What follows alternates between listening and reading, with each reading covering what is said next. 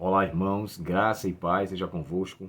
Hoje, quarta-feira, 18 de janeiro. Dízimo sobre o bruto ou o líquido? O bruto, você sabe que é o valor total, e o líquido é aquele valor subtraído com alguns descontos. Eu, irmãos, particularmente, como eu sou autônomo, vocês sabem disso, eu tiro o meu lucro, todo o meu lucro. E quando eu tiro, o que é que acontece? Eu separo as despesas que envolvem aquele valor. Por exemplo, eu subtraio a gasolina, o aluguel e o pagamento do rapaz, que me ajuda muito lá no trabalho. Então, assim, baseado nisso, eu fico com a parte, e essa parte que é para o meu sustento daqui, uma coisa é o sustento do comércio, tá? Outra coisa é o sustento da minha própria casa. E agora, o sustento que é da minha casa, eu tiro tudo. Suponha-se que eu tenha 4 mil reais de lucro nesse mês. E eu vou ter uma despesa ali de 1.200 reais, com funcionário, com aluguel, com o transporte que é a Kombi, o combustível, só. Eu não costumo, irmãos, tirar dinheiro até de peça de carro. Ontem a Kombi quebrou. Houve um problema no cabo de embreagem e ela de fato partiu. Aquele dinheiro ali eu não tiro como se fosse uma subtração do meu lucro. Aquilo ali eu tiro do meu próprio dinheiro. Ou seja, eu só tiro o que é os gastos mensais. Particularmente é assim que eu faço. E esses gastos mensais são os gastos que envolvem, volto a dizer, a gasolina, o aluguel e o pagamento do rapaz. Qualquer outro gasto que eu venha a ser isso de forma que seja acidental, eu não vou tirar. Para mim seria muito mesquinho isso. Deus me ajuda muito, Deus me abençoa muito. Então, se eu subtrair uma peça que foi tanto, Deus me abençoa do mesmo jeito. Isso, irmãos, o que é que diz o que é que Paulo fala aos Coríntios? Deus honra os que dão com alegria. E eu quero ser honrado por Deus. Eu quero ser honrado por Deus através da iluminação do seu Espírito. Eu quero ser honrado por Deus pela presença dele em minha vida. Eu não estou preocupado com crescimento financeiro, com busca material, com, sabe, realizações aqui nessa terra. O que eu mais quero e almejo é as bênçãos dos céus. E eu já tenho recebido muitas bênçãos de Deus. O fato de estar aqui com vocês nesse canal, para mim, é uma bênção muito grande. Claro, irmãos, eu não sou uma pessoa formada academicamente, eu não sou nenhum teólogo, eu não sou nenhum pastor, mas todas as vezes que eu tenho mais interesse em estudar a Bíblia e pesquisar e passar para vocês aqui esse assunto, isso para mim é uma bênção, porque isso me isenta de pensar bobagem, de gastar tempo vendo o que não deveria ver, de deixar com que a mente seja anuviada com pensamentos contrários. E enfim, Deus me abençoa muito e isso para mim é algo que não tem preço. O que eu faço, na verdade, é devolver a Deus a parte que Ele pede. Então, não seria para mim muito agradável, particularmente falando, eu tirar o dízimo e sair descontando qualquer coisa que eu gastei isso aqui no meu trabalho, então eu vou descontar agora. Eu não acho isso conveniente, porque o que Deus me dá é muito grande. Isso só vai me demonstrar que o meu coração ele está corroído pelo materialismo, na minha concepção, tá? Se você tem o seu comércio, se você subtrai todas as coisas, é você com Deus. A minha experiência é essa. Então, assim, eu separo o meu dízimo e aqui nessa mesa onde eu estou agora com vocês, eu coloco todo o valor aqui. Não sei se eu falei isso para vocês, porque participei de 2 lives essa semana e eu falei para eles lá, mas não sei se eu falei aqui. Então, aqui eu coloco a minha renda e aqui eu faço uma oração. E ao me ajoelhar aqui no chão, diante dessa mesa, eu falo, Senhor, obrigado, porque o Senhor me deu saúde, o Senhor me protegeu no trabalho, o Senhor me concedeu sabedoria para negociar e agora está aqui tudo que o Senhor me deu. Com um reconhecimento que tudo pertence ao Senhor, eu vou separar a parte que lhe cabe. E aí eu tiro os dízimos, tiro a minha oferta, eu faço o meu plano financeiro, eu tiro uma oferta da ASA, eu tiro uma oferta da Novo Tempo, o projeto Edifica da igreja. Então, assim, tudo que eu faço é um reconhecimento do quanto Deus me abençoa. E olha, eu não tenho muita coisa. Eu não sou uma pessoa. Eu vou dizer a vocês aqui uma coisa que eu gasto com prazer. Eu gosto muito de comprar livros. Eu gosto, vocês estão vendo aqui esses. E eu gosto de comprar terno. São duas coisas que eu mais gasto. É terno para pregar na igreja e livros para adquirir conhecimento. Eu acho que não tem mais outra coisa que eu gosto de fazer que eu usufrua. Ah, tá. Eu gosto muito de viajar também. Sempre que tem oportunidade, eu gosto de dar uma viajada, conhecer outras pessoas, conhecer outros lugares. Tudo isso, irmãos, é bênção de Deus que eu não tenho como agradecer. Como diz o texto de Salmos, né? Que darei eu ao Senhor por todos os benefícios que Ele me tem feito. Salmo 116. Então, assim, Deus me abençoou demais.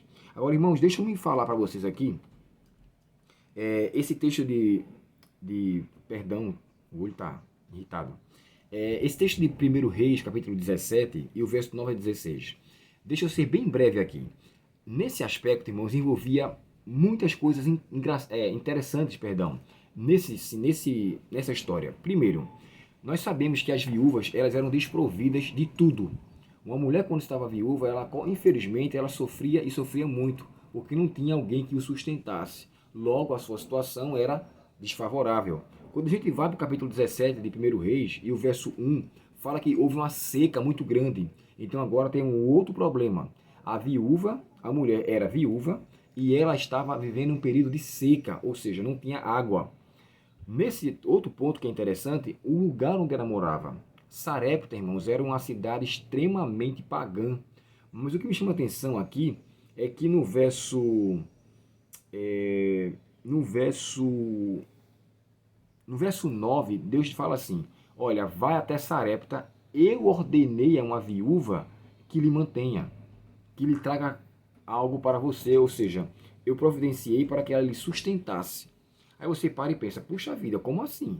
A mulher era viúva, a mulher estava realmente em uma situação difícil, não trabalhava, era um período de fome e de seca, e ainda assim Deus pede para alguém ir lá para sustentar, com que seja sustentado por aquela mulher.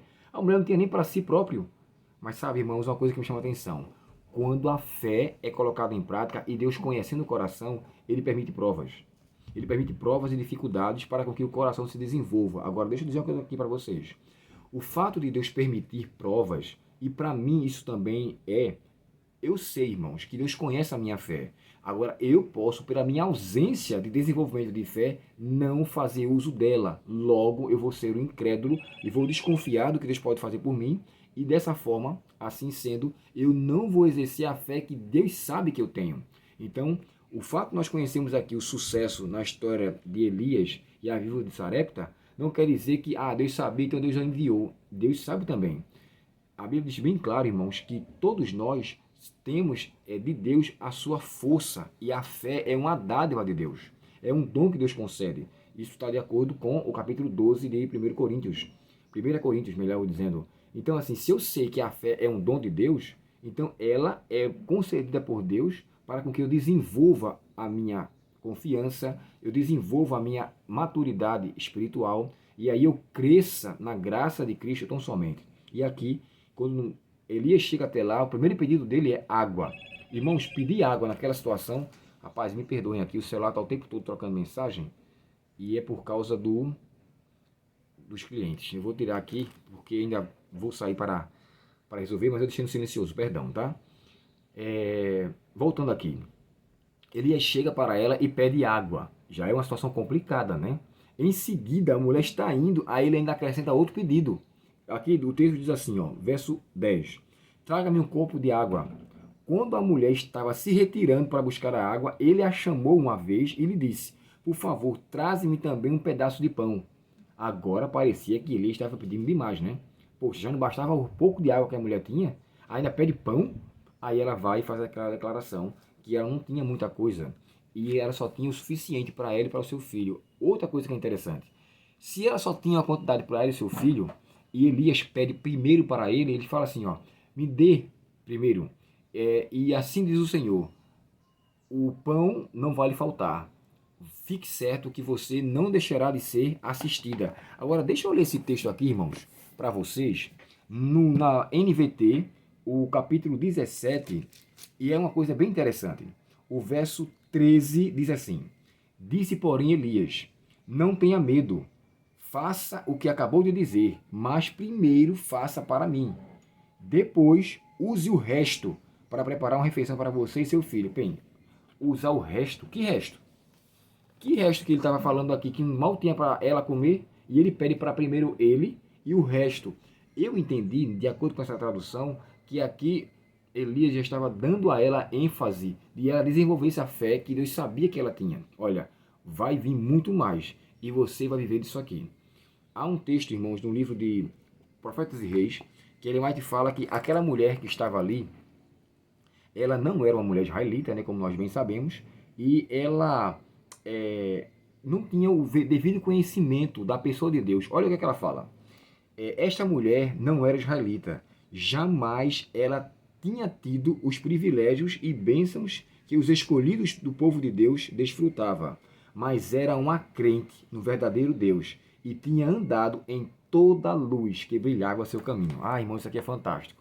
Isso me faz entender o seguinte: para eu que sou adventista do sétimo dia, eu jamais devo desfazer da fé de uma pessoa que é de outra denominação, de uma pessoa que faz parte de uma outra linha de denominação cristã.